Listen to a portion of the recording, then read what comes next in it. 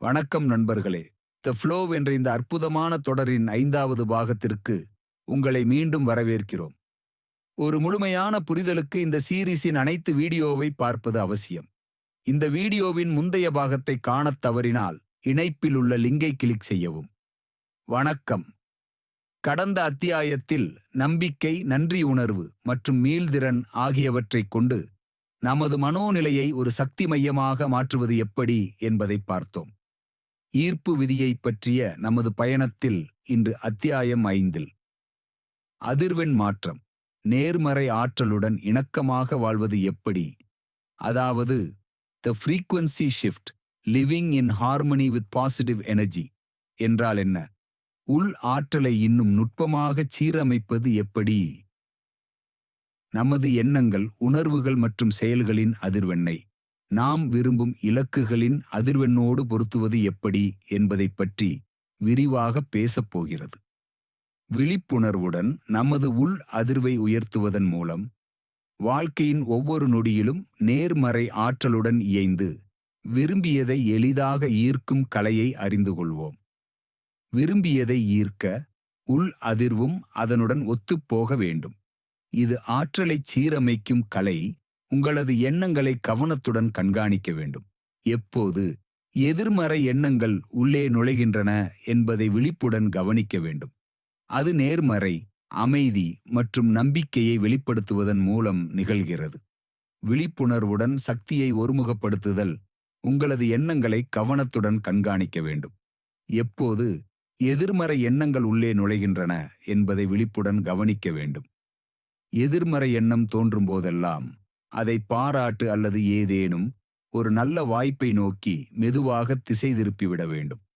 இது உங்கள் மனதின் போக்கை மாற்றியமைக்கும். ஒவ்வொரு நிகழ்வையும் நம்மால் கட்டுப்படுத்த முடியாது, ஆனால் அந்த நிகழ்வுக்கு நாம் கொடுக்கும் ஆற்றலை நாம் எப்போதும் தேர்ந்தெடுக்க முடியும்.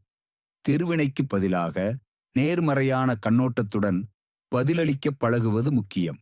மனநிறைவு, மைண்ட்ஃபுல்னஸ் மற்றும் தியானம் போன்ற பயிற்சிகள் உங்கள் ஆற்றலை தெளிவாகவும் நேர்மறையாகவும் வைத்திருக்க உதவுகின்றன. மனநிறைவு, மைண்ட்ஃபுல்னஸ் மற்றும் தியானம், மெடிடேஷன் போன்ற பயிற்சிகளை நரம்பியல் அறிவியல் ஆய்வுகள் இந்த பயிற்சிகளின் உடலியல் விளைவுகளை விரிவாக ஆவணப்படுத்தியுள்ளன. தினமும் சில நிமிடங்கள் மனதை அமைதிப்படுத்தவும் சுவாசத்துடன் இணைக்கவும் பயிற்சி செய்யும்போது நீங்கள் சமநிலைக்கு திரும்புவீர்கள். இது அன்றாட வாழ்க்கையின் பரபரப்பிலிருந்து விலகி மனதை மைதியடையச் செய்யும். மனநிறைவு மற்றும் தியானம் மூளையின் இயற்பியல் அமைப்பு மற்றும் செயல்பாட்டை மாற்றியமைக்கும் திறன் கொண்டவை என்று நிரூபிக்கப்பட்டுள்ளது.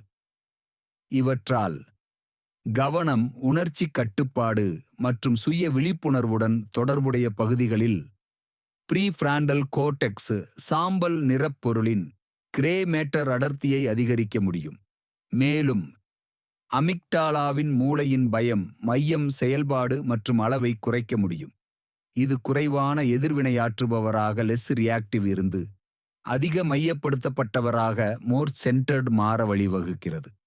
தினமும் சில நிமிடங்கள் சுவாசத்தில் கவனம் செலுத்தி மனதை அமைதிப்படுத்த பயிற்சி செய்தல்.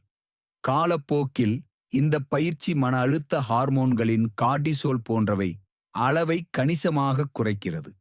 மேலும் மன அழுத்தத்தை கையாளும் திறனை அதிகரிக்கிறது. இது ஒருவரை அன்றாட வாழ்க்கையில் அமைதியாகவும் சேகரிக்கப்பட்டவராகவும் மாற்றுகிறது. பிளேசிபோ எஃபெக்ட் மற்றும் எதிர்பார்ப்பு கோட்பாடு, எக்ஸ்பெக்டன்சி தியரி, இதற்கு மேலும் அது வலு சேர்க்கிறது. அது எப்படி என்பதை ஆழமாக பார்ப்போம். அறிவியல் அடிப்படையில் ஈர்ப்பு விதி பற்றிய பரந்த கருத்து. ஒரு நேர்மறையான மனநிலை நேர்மறையான விளைவுகளை ஈர்க்கிறது மற்றும் ஒருவரை அதிக காந்தத்தன்மை, மோர் மேக்னெட்டிக் கொண்டவராக மாற்றுகிறது என்பது பிளேசிபோ எஃபெக்ட் கோட்பாட்டால் ஆதரிக்கப்படுகிறது. இது எவ்வாறு செயல்படுகிறது?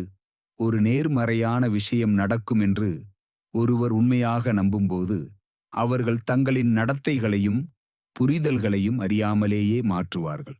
இது விரும்பிய விளைவை நிகழ்த்துவதற்கான வாய்ப்புகளை அதிகரிக்கிறது. இது ஒரு மாயாஜால அதிர்வு அல்ல, மாறாக உந்துதல், முயற்சி மற்றும் சமூக தொடர்புகளில் ஏற்படும் மாற்றம். நம்பிக்கை உயிரியல் மற்றும் நடத்தையை பாதிக்கலாம். உதாரணம்: நம்பிக்கை ஒரு நேர்மறையான அணுகுமுறையை பேணுவதன் மூலமும் வெற்றியில் கவனம் செலுத்துவதன் மூலமும் ஒரு புதிய வேலையை தான் ஈர்க்க முடியும் என்று ஒருவர் உறுதியாக நம்புகிறார். அறிவியல் உண்மை என்னவென்றால், அவர்களின் நேர்மறையான நம்பிக்கை அவர்களை அதிக நம்பிக்கையுடன் நெட்வொர்க்கிங் செய்ய, நேர்காணல்களில் இன்டர்வியூஸ் சிறப்பாகச் செயல்பட மற்றும் வேலை தேடலில் அதிக காலம் நிலைத்திருக்கத் தூண்டுகிறது. இந்தச் செயல்கள் வேலை கிடைப்பதற்கான வாய்ப்பை இயல்பாகவே அதிகரிக்கின்றன. மேலும் மற்றவர்களிடமிருந்து உங்கள் மனதை பாதுகாத்துக் கொள்ள உங்கள் தனிப்பட்ட உணர்வுகளுக்கு ஒரு எல்லையை உருவாக்குவது முக்கியம். உங்களை சோர்வடையச் செய்யவும் உங்கள் அதிர்வை குறைக்கும் எதிர்மறை சூழல்களையும் மனநிலையை கெடுக்கும் உரையாடல்களையும் தவிர்க்க வேண்டும். இது உங்கள் நேர்மறை ஆற்றலை பாதுகாத்து அதை இழக்காமல் இருக்க உதவும். உதாரணத்திற்கு, உங்கள் நண்பர் ஒருவர் தொடர்ந்து அவரது வேலை தொடர்பான எதிர்மறையான அனுபவங்களைப் பற்றி பேசிக் கொண்டிருக்கிறார். அது உங்களுக்கு மனச்சோர்வை ஏற்படுத்துகிறது. அந்த நண்பரின் பேச்சை கவனமாக கேட்டுவிட்டு, இப்போதைக்கு இந்த விஷயத்தை பற்றி பேசுவதை நிறுத்தலாம். நான் கொஞ்சம் நிம்மதியாக இருக்க விரும்புகிறேன் என்று அமைதியாக கூறுவது. இது உங்கள் மனநிலையை பாதுகாக்கும் ஒரு தெளிவான எல்லை. இந்தச் செயல்முறை உங்கள் மனதை கவனித்து உங்கள் மனநிலையை கெடுக்கும் உரையாடல்களை தவிர்ப்பதற்கான ஒரு நேரடி வழியாகும். உங்கள் கவனத்தை விழிப்புணர்வுடன் நெறிப்படுத்துவதன் மூலமும் எதிர்மறை எண்ணங்களை நேர்மறையாக மாற்றுவதன் மூலமும் மனநிலையை மாற்றலாம். இந்த வழிமுறைகள் உங்கள் உள் அதிர்வை உயர்த்தவும் நேர்மறை ஆற்றலுடன் இணக்கமாக வாழவும் உதவுகின்றன. விழிப்புணர்வுடன் உங்கள் கவனத்தை நெறிப்படுத்துவதன் மூலமும் தியானம் போன்ற பயிற்சிகள் மூலமும் எதிர்மறையான அதிர்வெண்களை நேர்மறை அதிர்வெண்களாக மாற்றும் நீங்கள் ஒரு காந்த மனநிலையை உருவாக்கி விரும்பிய வாழ்க்கையை ஈர்க்கலாம். தினமும் 10 நிமிடங்கள் உங்கள் சுவாசத்தில் கவனம் செலுத்தி தியானம் செய்வது. இது உங்கள் மனதை அமைதிப்படுத்துகிறது.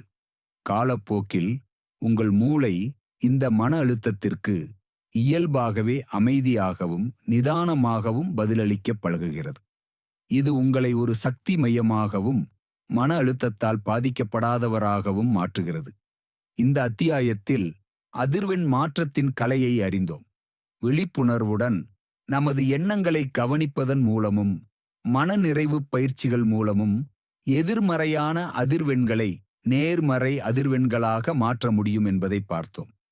இந்த மாற்றமானது உங்களை ஒரு சக்தி மையமாக மட்டுமல்லாமல் அனைத்தையும் ஈர்க்கும் ஒரு காந்தமாகவும் மாற்றுகிறது. ஆனால் வெறும் மனநிலை மாற்றம் மட்டும் போதாது. அந்த புதிய ஆற்றலை உங்கள் அன்றாட வாழ்வில் நிலைநிறுத்தவும் வெளிப்படுத்தவும் கற்றுக்கொள்ள வேண்டும். அடுத்த அத்தியாயத்தில், நீ விரட்டுவதை நிறுத்தி அனுமதிக்கும்போது நீயே ஆதாரமாக மாறுகிறாய் என்ற தலைப்பின் கீழ் உங்கள் கனவுகளுக்காக கடினமாக போராடுவதை நிறுத்தி அதை எளிமையாகவும் இயல்பாகவும் உங்கள் வாழ்க்கைக்குள் அனுமதிக்கும் நிலையை எப்படி அடைவது என்பதை பற்றி பார்க்கப் போகிறோம். இந்த பயணத்தில் நீங்கள் தொடர்ந்து இணைந்திருக்கவும், இந்த பதிவுகள் உங்களுக்கு பிடித்திருந்தால் லைக் பண்ணுங்க. இந்த பதிவு பற்றிய ஏதாவது கருத்துக்கள் இருந்துச்சுன்னா கமெண்ட் பாக்ஸில் சொல்லுங்க. இந்த வீடியோ எல்லாருக்கும் யூஸ்ஃபுல்லா இருக்கும்னு நினைச்சீங்கன்னா ஷேர் பண்ணுங்க. இதே மாதிரி நிறைய வீடியோஸ் பார்க்கணும்னா நம்ம சேனலுக்கு சப்ஸ்கிரைப் பண்ணுங்க. இந்த அற்புதமான தொடர் பயணத்தில் எங்களுடன் இணைந்திருங்கள். நன்றி. வணக்கம்.